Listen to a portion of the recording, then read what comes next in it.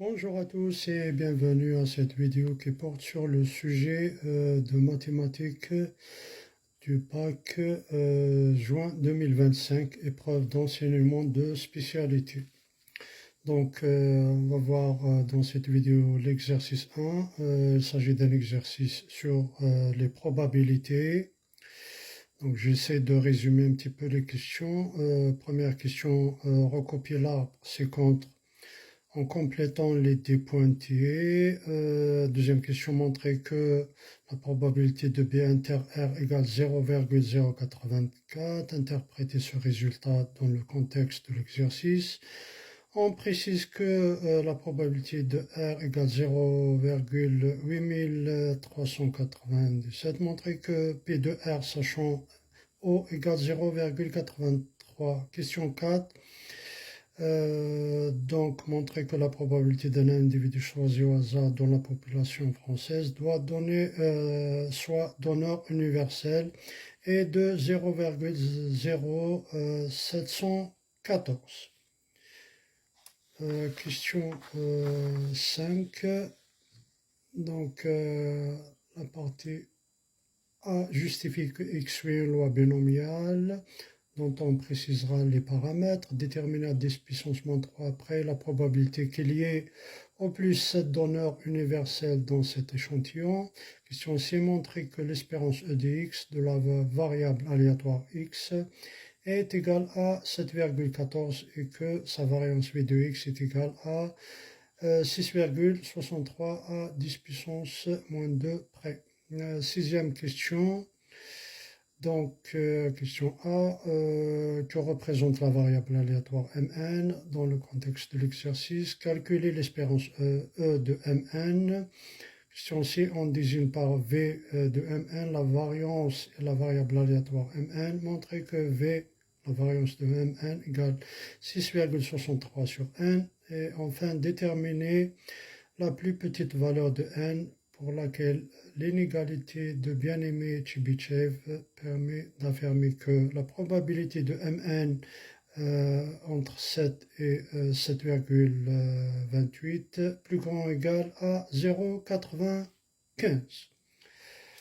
Bien, donc pour le corriger, question 1, l'arbre, donc on a 0,45 à R sachant à 0,85, la R bar 0,15, 0,10 pour B, 0,84 pour R sachant B, R bar 0,16, 0,03 AB, la R sachant AB 0,82, R bar sachant AB 0,18.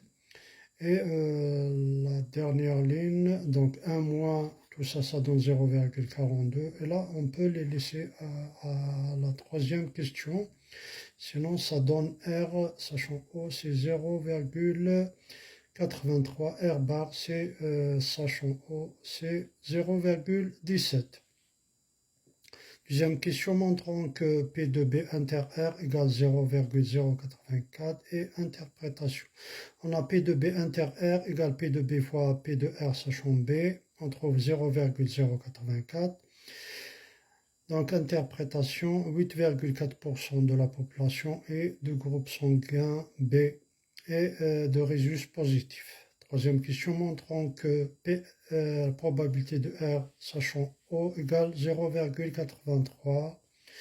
On nous donne P de R égale 0,8397. Donc d'après la formule de probabilité totale, P de R égale P de A inter R plus P de B inter R plus P de A B inter R plus P de O inter R. D'où à partir de là, P de O inter R égale P de R moins P de A inter R moins P de B inter R moins P de AB inter R. Après calcul, on trouve P de O inter R égale 0,3486. Or, P de R sachant O égale P de O inter R sur P de O et on trouve 0,83.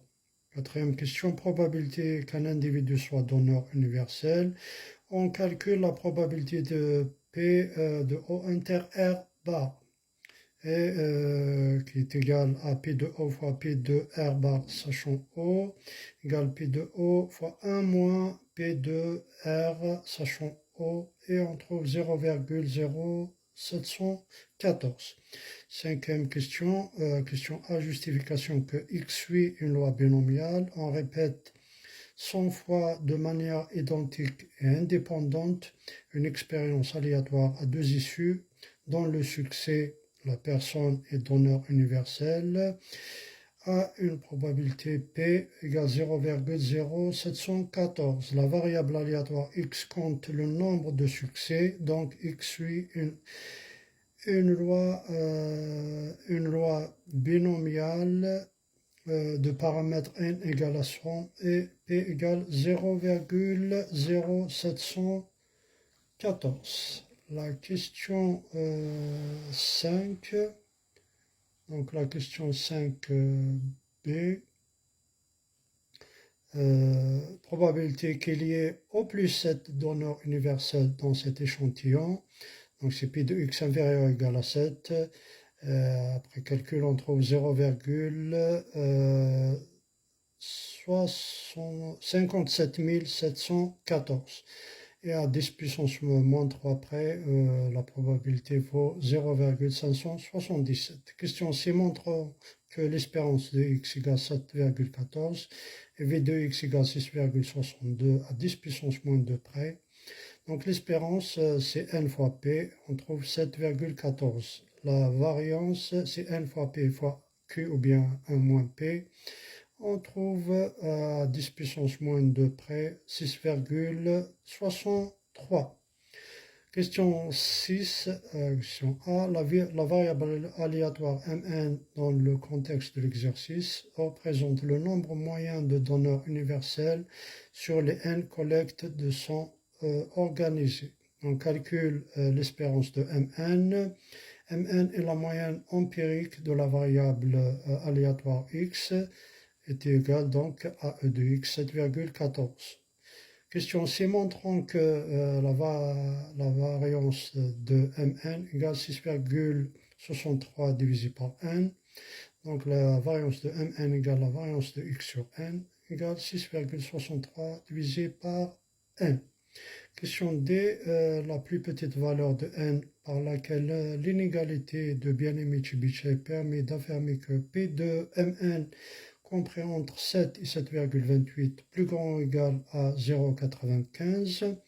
Donc l'événement Mn compris entre 7 et 7,28 revient à calculer la valeur absolue de Mn moins 7,14 plus grand ou égal à 0,14. Donc là on applique le cours, on veut que 1 moins P 1 moins la probabilité de la valeur absolue de Mn moins 7,14 plus grand ou égal à 0,14 plus grand ou égal à 0,95. Or, pour tout réel t plus grand que 0, d'après l'inégalité de Bien-Aimé-Chebyshev, on a la probabilité de la valeur absolue de Mn moins l'espérance de Mn plus grand ou égal à t, et ça c'est inférieur à la variance de Mn sur t carré. Pour t égale 0,14, on obtient la probabilité de la valeur absolue de Mn moins 7,14 supérieure ou égale à 0,14, inférieur à 6,63 divisé par n fois 0,14 au carré.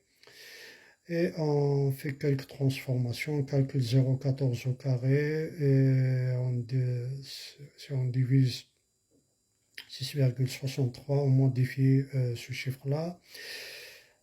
Donc ça donne 1657,5 divisé par 49. Hein, ça revient à diviser 6,63 divisé par 0,14 au carré.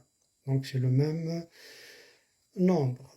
Et ça, c'est inférieur à 1 moins 0,95 qui est égal à 0,05. Donc là, c'est supérieur ou égal. L'inégalité change de sens. Inférieur à 0,05. Ça, c'est équivalent à 331 500 divisé par 49, inférieur ou égal à n. Et là, on fait également la modification. Donc, on prend le chiffre entier avec la transformation de la valeur décimale. La valeur décimale, ça donne, je crois, 0,33 ou quelque chose comme ça. 0,3. Et ça donne 15 divisé par 49. Donc, inférieur ou égal à n. L'inégalité est donc vraie pour tout entier n, supérieur ou égal à 6766. Voilà, donc on prend un chiffre entier.